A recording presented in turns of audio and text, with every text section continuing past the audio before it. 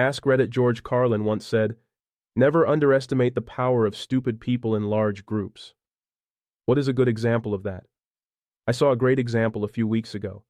It was hilarious because usually these things are subtle and insidious, but this was so blatant, and it managed to go from bad to worse.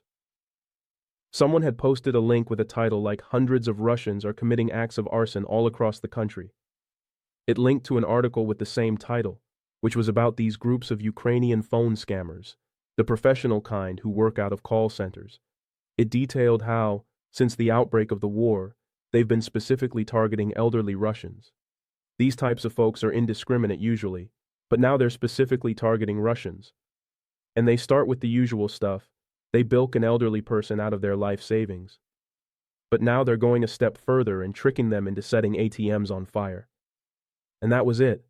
That was the article. But all the top comments in the Reddit comment thread were, "See that, Putin? Your citizens are in revolt.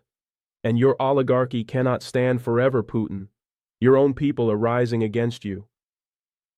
Some folks were waxing real poetic about it. Obviously, none of those people read the article.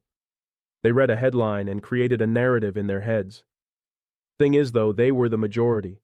So if you were to go into that thread like I did, and politely point out that these people weren't setting fires out of any ideological basis, you'd be downvoted, like I was. The people who don't read or learn and just make up their own alternate realities outnumber people who care about what's actually true. And then that thread somehow got worse. But this comment is long enough. And typing on a phone is tiring.